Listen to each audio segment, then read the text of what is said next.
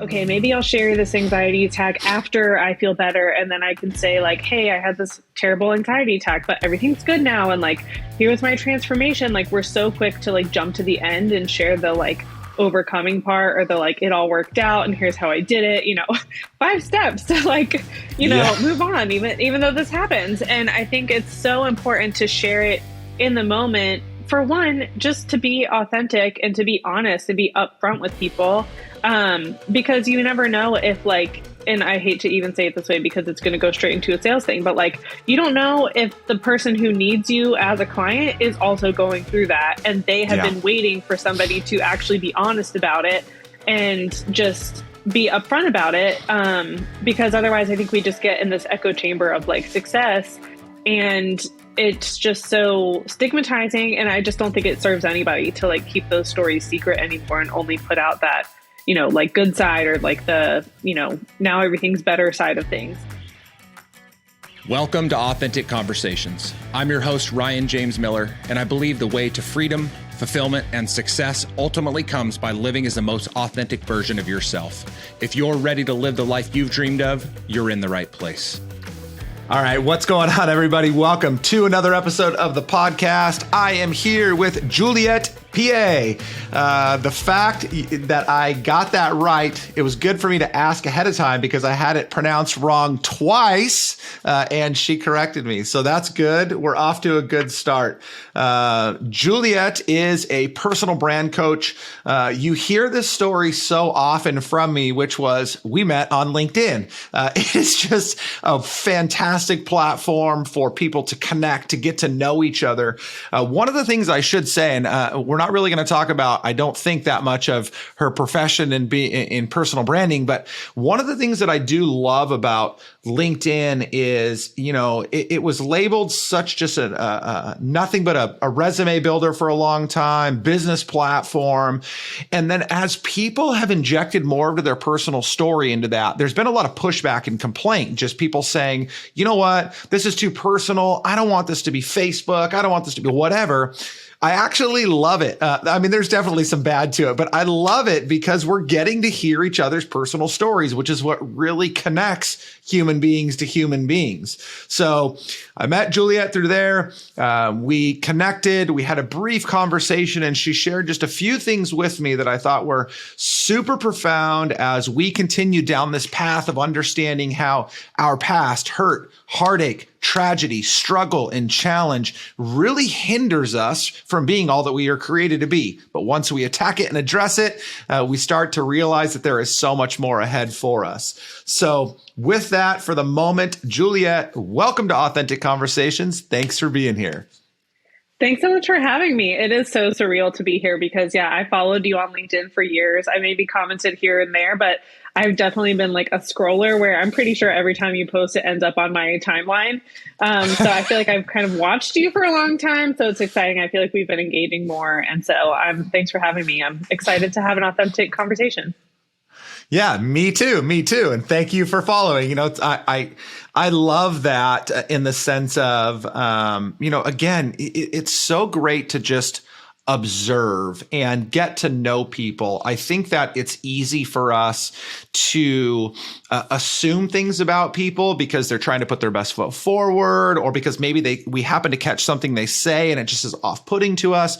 But when we observe over a long period of time, we really do get to form, hopefully, the right story in our head that is a little bit more holistic to who they are. So it's super cool to connect with people after long periods of time. Okay, so I want to jump right in because there was something that you shared with me when we had a conversation offline just a couple of weeks back. And you were saying that there was this point in your life where you started to feel like your work was your identity. And I think that whether we want to admit that or not, at one point or another, maybe right now for a lot of people, I mean, when somebody is to ask you, like, who are you? One of the first things that people lead out with is I am a, and then it's, their title or their label. And it's not necessarily that that's the worst thing in the world, but it can really do a disservice to who we are as a human being. And you realize that for yourself, that your work wasn't your identity, though it was an extremely important part of who you were. So tell me a little bit about, and really tell the audience a little bit about kind of that moment in life for you, maybe what kind of got you there, and then we'll just go from, how that's impacted you since. Yeah. Yeah. So my struggle with identity is, I feel like it's just common for a lot of people. And I mean, I'm a personal brand coach. I help people kind of like start talking about their identity a little bit more openly. Like you were talking about LinkedIn being so personal. I help people share their personal stories. But for me specifically, I went out on my own as an entrepreneur just a couple of years ago. And before that, I was in corporate jobs where like, okay, this job is going to be, who I am. And then this job is going to be who I am. And I am the third of three kids. And so I feel like I kind of was born with like something to prove. And I always wanted like my manager's stamp of approval, other people's stamp of approval.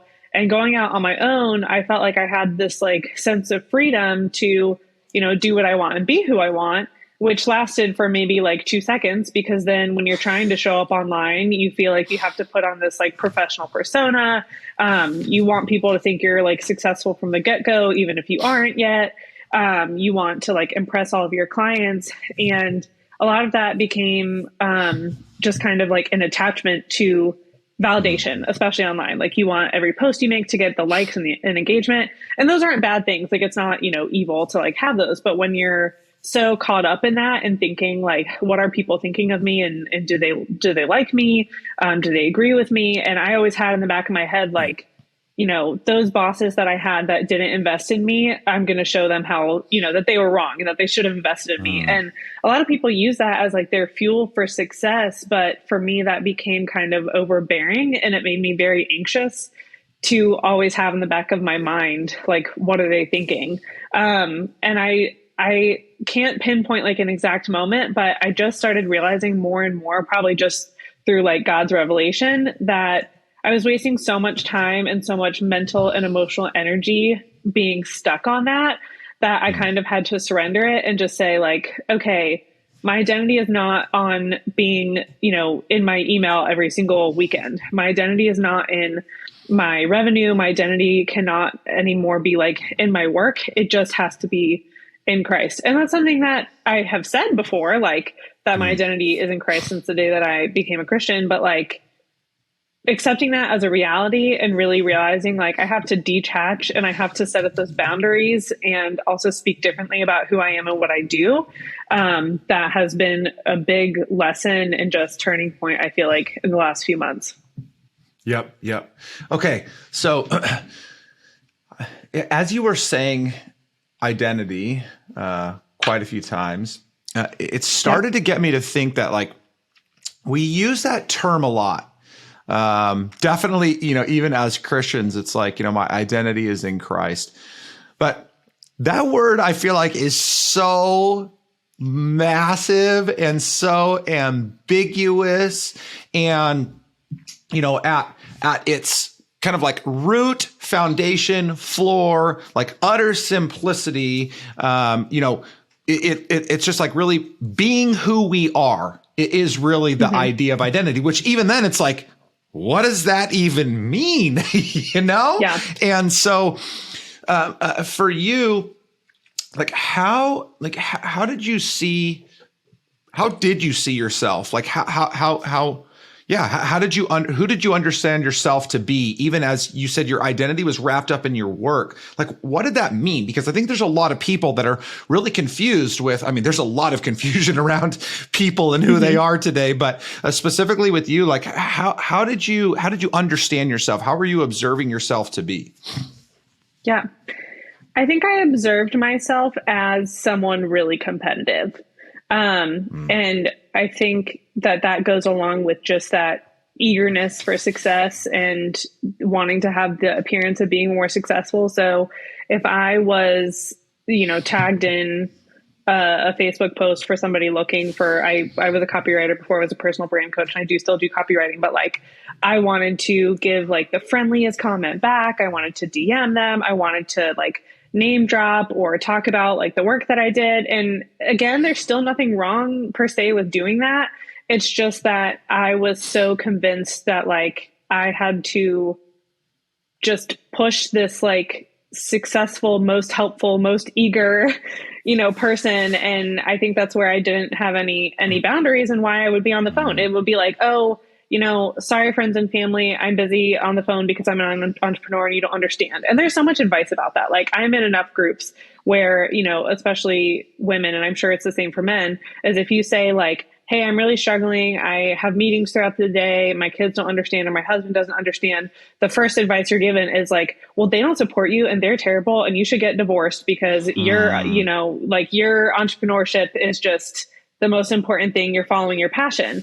And it's like, no, that is not helpful. And so to wrap ourselves in to work as our identity and then kind of say, forget any type of healthy habits, forget healthy relationships, forget any accountability for ourselves. I just find that to be really harmful. But it's like the narrative that's pushed that like, if you want the best out of life, then that's what you have to do. And I understand that there's sacrifice that comes with trying to do great work or trying to like achieve big goals. But I always ask, like, for myself, at what cost? Like, at what cost do I want my identity to be in this compared to, what it really should be and what's going to be healthy? Yeah, gosh, you said so many things there that I think are no, it's good. I mean, there's just so much there that is so important for us to consider as we think about ourselves, because I'm not a woman, and so it's definitely a little bit different. I'm married to one, raising two daughters, but very much of it applies to men too. So much of the world has really just closed down in on us, and it's like the big narrative right now is be happy with who you are and be satisfied in your own skin, yada yada yada. It's like all this stuff, which again, that's great, except for the fact that what everybody is really saying is be really happy with yourself and be comfortable in your own skin as long as you, and then just lists a laundry list of things. I mean, we were just talking about this in church yesterday, like the imposing will that comes even through the church, which is so dangerous, to women, which is like, if you are not a wife and a mother, you haven't arrived yet. And then like, into, again, the business world, it's like, if you have not accomplished X, Y, or Z, you just haven't arrived yet. It's like, well, wait a minute. Like, definitely I want to learn. I want to grow. I want to get better. But at the same time, like, can't I just be happy with where I am and who I am? Yes. Yeah. Yeah. It's so true. And I will say, one thing that I see is sad and frustrating is like, I have friends who are the wife of then the successful man, and they're like begging for him to be home, like, or begging for him to be off of his phone sometimes.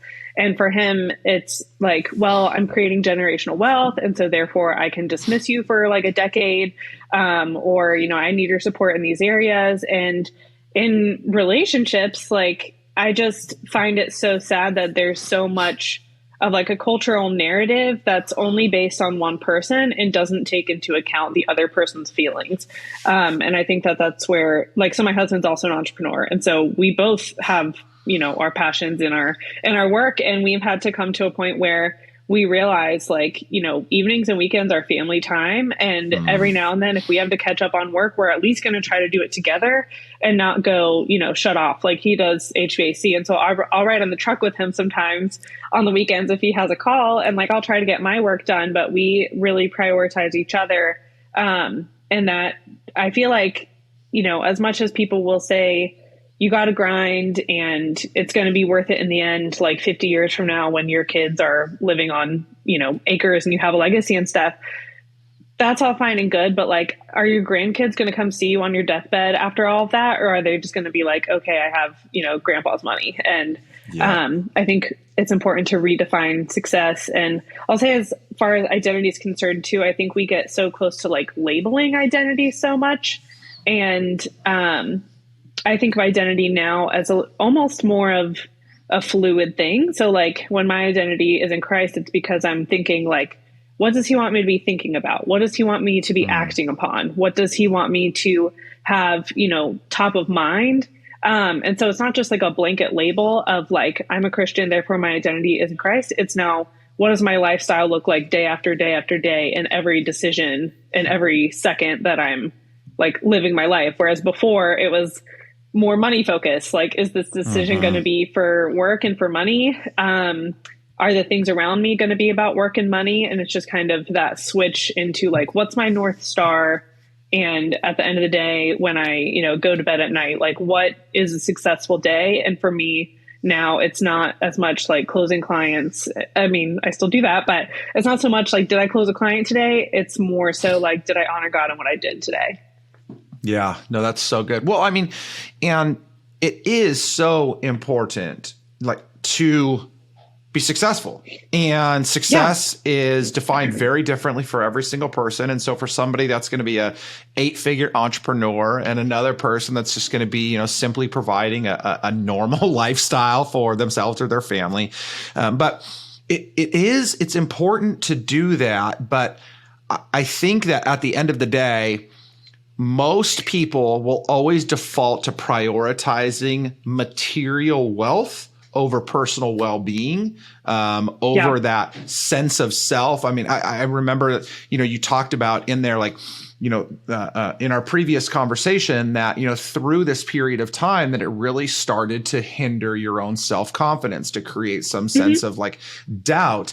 And it's like, of course it does, because when we are, even when we're trying to fight against it, when we're constantly measuring ourselves up, or other people are measuring us up against the material success of others, we are always going to be behind. I mean, there's just there's no end to chasing that. And so for you, as you in the past and maybe even now have wrestled through that idea of self-doubt and struggling with self-confidence, what's that been like for you? And what are some of the ways that you've tried to encourage yourself out of that, or surround yourself with people that are doing that? Like, what's that been like? Yeah, it's still so hard. And it's not just like, a one-time deal where it's like, okay, all my problems are gone. But I will say for self-doubt, so I am a copywriter and personal brand coach. So my personal brand coaching is now kind of coming to the forefront, but a lot of what I still do is copywriting. And so people call it like the creative process, and they make a joke out of it where it's like, you have a great idea, and then you work on that great idea, and then all of a sudden you think it's the worst idea in the world, and then you finally put it out into the world and you think it's terrible, and then you get some feedback, and then it's actually good and people like it, and then your cup is filled back up, and you're happy and everything turned out okay. And then you go on to the next project and you question if you're good at anything again. And that's just kind of like the process. And it's laughed about, but I'm also like, it's exhausting. Like, it is so exhausting to go through those thoughts of self-doubt and feeling like, you don't ever know if you're any good at anything.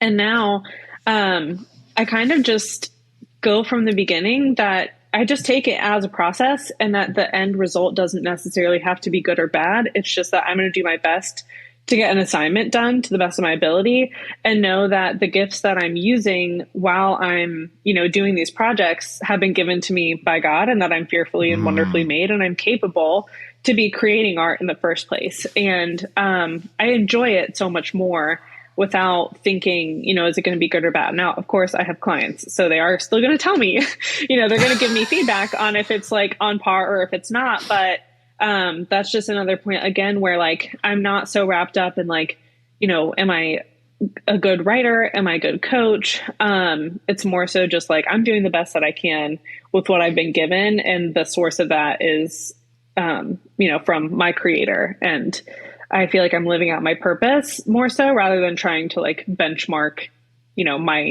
my quality of being so much. Yeah. Okay. So, I don't know about you, but I never have had the fortune of having God audibly speak to me and tell me that what I'm doing is what he wants me to do. Yeah. And so, That alone can be hard because it's like, this is what I feel called to do, and this is what I feel good at. This is what feels good when I do it. But what are some other practical things that you have used to give you the confidence to know that you are doing what you believe you're called to do, and to overcome those difficult circumstances or moments when you feel like, gosh, maybe this isn't what I'm cracked up to be, or this isn't what I'm supposed to be doing. I should be doing something else. I need to go get a W-2 job again. Yeah, that's a great question. So I also have not had God audibly speak to me as far as like, be a writer. But in my experience so far, I've had the opportunity to try out different things. And I have had jobs where I just knew that they absolutely were not the right fit at all. And those are things that I prayed about. And I read a book, I think it's called Just Do Something, maybe, by Keith DeYoung or Kevin DeYoung, I don't remember. But he does talk about like, what is like the will of God is not something that he's like, okay, I've assigned you a path and I'm going to keep it a secret and you have to decode it and you have to figure it out. It's more so just like, hey, if it's not wrong and you like doing it, then keep doing that. And that is where I feel like for me, I've found that like writing is my thing, coaching other people is my thing. And it's been going well. And so unless a huge red flag comes up where I feel called to do something else, then I'm going to kind of keep going on this course. But for me, it's been something that I have enjoyed doing since I was in high school. And like I said, I've done different things. Like I worked in commercial real estate for a little bit, more admin. So, and then same at like a law firm. Like I've had lots of different, places where I've been where I could have chosen a track to go a different like career path. But even in all of those jobs, I was like, I just want to be writing. I just want to be writing. I just want to be writing. And so I just kind of like solidified, you know, if this is in my mind this much, then it's probably for a reason. Yeah, no, that's really good. I think that's helpful because again, I take all of my entrepreneur clients, most salespeople through this exercise, either when I'm coaching them one-to-one or when they're in one of my programs. And I try to help them understand who they are and what they've been created to do. Even for some of them that don't assign God as the creator of them, you know, and it's like, but like, what are you here to do? And it's just always so fascinating because it's not something that most people actually take the time to consider. And then it's very hard to measure. And so it does involve a lot of times feeling. The scary thing, I guess, is I'm dating myself here. I guess it still runs now, but you know, the early days of American Idol when we used to watch it and, you know, that person would get up there and they thought that they just killed it. And in reality, they almost killed everybody by singing the thing that they did. And it was like, you should never do that again, ever. I don't care how much you love it. Like that was terrible. And so it's just such a hard thing to discern because even when you love it, you may suck. And so you just, you know, there needs to be so much wisdom that you are using, that you are bringing in from outside, that you're gaining affirmation in the right ways from other people to help reinforce that. It's just a battle. Yeah. And I think it's a good thing for someone to go down a direction and be like, hey, this is what I think I'm good at. This is what I enjoy doing. Would others agree with me? And if they say yes, then like keep going. But at the same time, if they're like only finding their worth in that, then I think that can be difficult. And I've also seen people that have been like completely prepared to go to the mission field and they're like, okay, God, we're ready. And they get like rejected from like a mission board or something. So they go get other jobs. And then a decade later, it's not that it was wrong for them to do that. It's just that maybe that wasn't the right time. And it's not that they would have been like bad missionaries, but like the plan just was not completely aligned in that moment. And then a decade later, they do get on the mission field. Like I heard of one who got like invited to then be on the mission field. And then they did that. So they still had that ministry. So I do feel like it's a little complicated as far as defining like, what are you good at and what are people agreeing that you're good at and what opportunities do you have? I mean, I could say all day long that I want to be like an astronaut, but if I don't have the resources like to go do that, then it's just not going to happen. Like sometimes you got to make the best of what's in front of you. But that I think that there's some tension in between doing what you're good at and that people are encouraging you towards, but also what do you do if you're like in the face of failure? And we also have the narrative that like, you're supposed to try 100 times, like, don't give up, like keep trying, keep practicing. And so I think that point of deciding, am I taking the easy way because I can't do anything else? Or am I going to keep fighting for something, even though everyone's telling me I'm wrong? Like, I feel like that's hard and that's very individual for a lot of people. Yeah. So one of the other things that you mentioned earlier, and then it just has kind of popped back into my head as we've talked about this idea of maybe even like failing from time to time. So, you just talked about the fact that, online, there is this not just need, but a good bit of wisdom in putting your best foot forward, right? I mean, there's a difference in posing in front of a Ferrari that was parked out in front of a restaurant that you don't own, but saying you own it to look like you made a lot of money. And another thing to make sure that when you show up online, that your hair's done and you're dressed nice and you've got good lighting or whatever. So like there's wisdom in doing that, but how have you handled since and through this journey of just continued self-discovery and growth and leaning into you yourself and you as the brand coach and you as the writer, how do you deal with putting the not so great stories out there? Like the struggles that go on in your head. And maybe I'll start by just saying like, when I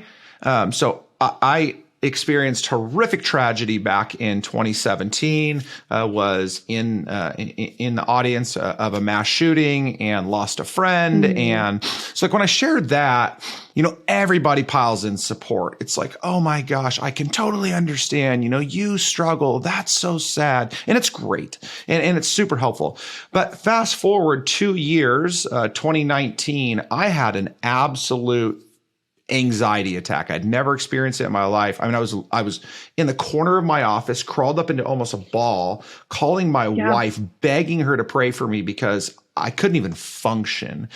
And the thought of, which I ended up doing it, but the thought of sharing that online was terrifying, not because I was afraid of people knowing that I had an anxiety attack, but because I'm a performance coach and I'm trying to convince other people to come work with me to build a stronger mindset and have better habits and to do better things.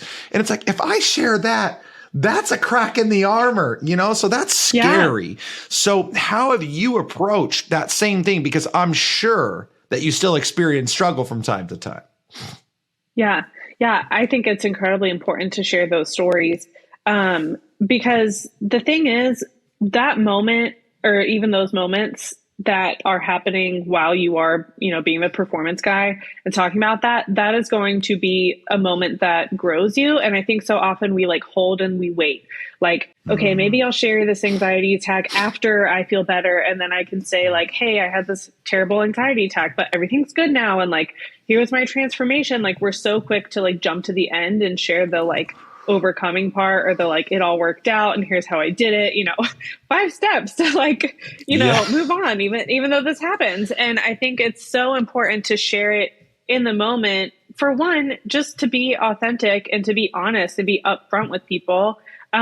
Because you never know if like, and I hate to even say it this way because it's going to go straight into a sales thing, but like, you don't know if the person who needs you as a client is also going through that. And they have been waiting for somebody to actually be honest about it and just be upfront about it.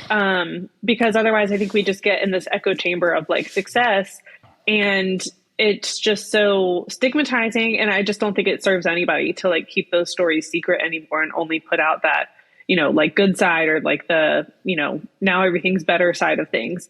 I had another thought about sharing those stories.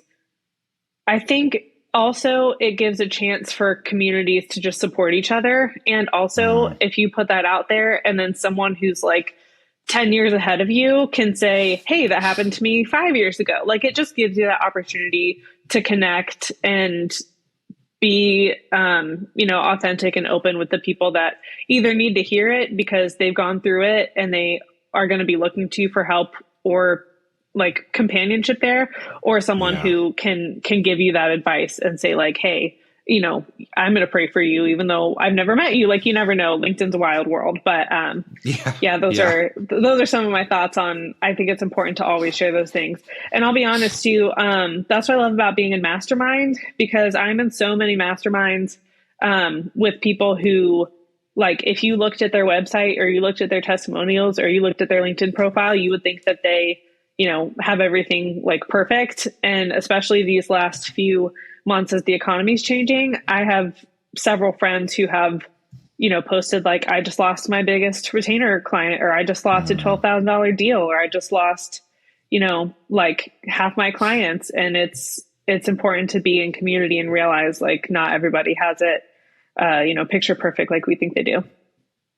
Yeah, I think that's really wise. And I wish more people would really believe that by being honest and being authentic appropriately, right? I mean, there's a time and a place to share specific details, but I wish that people really believed that by being honest and authentic and putting themselves out there in that way would actually attract the right people to them, the right friendships, the right business relationships. I mean, everybody, I think I can probably say this, everybody that I do business with, before they commit to working with me or shortly thereafter, will tell me that the reason that they're committing to work with me or chose to was just as much, if not more, because of who I was than what I can do for them. Yeah. And I just wish more people would take that to heart. And it's scary. I understand why. It's like, I don't know. I mean, even you and I, like, it's comfortable because we're both coming from the same place. But like, we talk about Christianity and immediately, 40-something% of the world's like, screw you. I want nothing to do with you because they don't understand. Yeah. And so, yes, it's dangerous. Yes, it's costly. Yes. There's so many, it's fearful. Like, there's certain times I'm going to share something. I'm like, I can't believe I'm going to say this out loud, but I just believe that it's what we're called to do. We need to trust in, I say we need to trust in God. I guess some people could say trust in the process. But we just need to lean into who we are and then watch this magic that happens as the result of that. Yes. Yeah, I agree. And I feel like we sometimes forget to invite God into all of those moments. Like, as silly as it might sound to just like surrender, those vulnerable posts to God, like, you don't know what opportunities are going to come out of that he might be using, not from a business perspective, but truly just from like a fellow believer or from a neighbor. Like, how can we bless our neighbors on LinkedIn? How can we, bless other fellow believers? And that's what I think is cool about LinkedIn. It's like, I think I've met more Christian business owners on LinkedIn than I have anywhere else. A lot of them, they'll have it in their title. I don't personally right now. I might someday. But I think it's really cool to see how we connect with people along those lines. And it is nice that I know in my head, like, if I wanted to work with a Christian live streamer or a Christian performance coach or a Christian whatever, like, I would be able to find them on LinkedIn. And I think that's really special. And I don't only work with like Christian, business owners, but if I wanted to, it's nice that people have been willing to be, authentic enough to put that out there. And I think that's really cool. And it's same for other people. Other people might be looking for other, like, I guess, labeled, business owners, but it's really cool. If you put it out there, you'll find people that are more aligned with you. And I think business just feels better that way. Yeah. No, it's so true. It's so true. It's like, we're not creating an echo chamber. We're creating alignment around values, which is what ultimately gets us to do the best work. Yep, for sure. Okay. So final question would be, there was this point, and I know you don't know the moment, but there was a season of life where you just felt so wrapped up in what you were doing, and that was causing you to have a jaded view, a clouded view of who you were. Yeah. All these years later, here you are, married, running a successful business. So definitely there's indicators outwardly of greatness that has been achieved as the result of leaning into the right identity. But internally, why is Julia a better person because of this transformation that you've had? Yeah. I am a better person. Wow, it feels so weird to say out loud. It sounds so like conceited. No, I'm great because I think it allows me to have so much more. By the way, real quick, I think this is so important, I'll right? give a confidence boost here.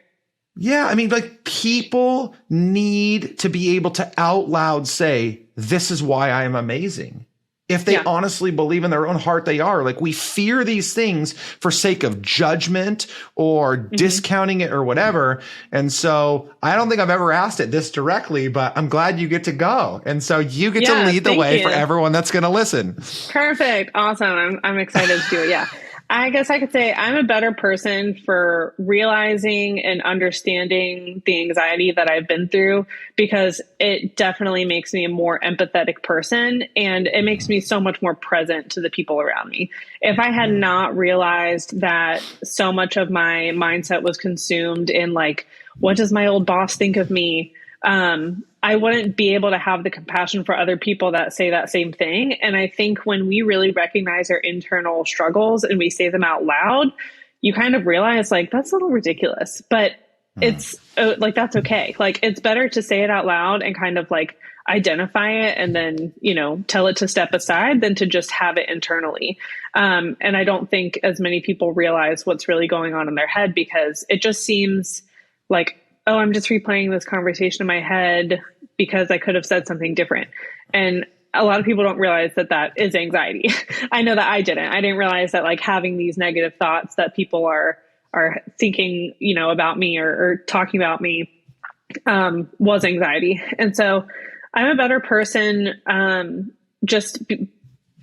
the empathy standpoint, but also it's allowed me to realize, okay, if I'm going to be worrying about my clients all weekend, I'm not present with my family. I need to turn my phone off. I need to get off social media. I need to turn my email off, especially because I'm always checking my email. And it's made me a better wife. It's made me a better daughter. It's made me a better sister, a better, church member. Like, it just made me a better person because I'm able to be present and really protect those relationships that I consider a priority in my life. And to me, success at the end of the day is going to be those relationships versus whatever, job I'm doing or whatever my business looks like. And so, I don't think that I would have such boundaries and protection over that if I hadn't gone through that like valley of anxiety. That was amazing. I hope that if you listen back to any part of this, you just listen back to that clip over and over and over again, because you should be so proud of yourself. I mean, I think that was just awesome. And while I'm sure we could have had a great conversation years ago when you were in the midst of your own valley of the shadow of death, but I'm thankful for the growth because it's created a much better discussion around this journey that we're all on. And I love the fact that you said that it's not over. There's constant battles every day. But I appreciate your authenticity and your willingness to just open up and share that. And I can see why people would love to engage with you because we want real. And you seem to do that so well. So thank you. Thanks so much. Absolutely. All right, guys, that's it. I don't know if you want it to be over, but it's over. As always, if you have any questions, comments, concerns, if you have any questions or comments for Juliet, no concerns can come to me. But if you have any questions or comments for Juliet, we'll put her contact information into the show notes. You can reach out to her there. If you have any concerns or questions or comments for me, you know where to find me. Thank you guys so much for listening to the podcast. I just love being able to do this, to meet amazing people like Juliet and have conversations like the ones that we do. I hope they're encouraging to you. I hope they are more than anything causing you to just look at yourself as the men and women that you've been created to be and striving to be the best version of that in whatever you have been called to do. So that wraps up another episode of Authentic Conversations. Thank you so much, guys. Talk to you soon. Thank you for joining me on this episode of Authentic Conversations. If you are ready to live the life you've dreamed of, I'm here to help. Head to ryanjamesmiller.com/podcast to begin your journey. And if this episode impacted you in any way, pay it forward by sharing it with someone you know. I'm Ryan James Miller, and I'll see you next time on Authentic Conversations.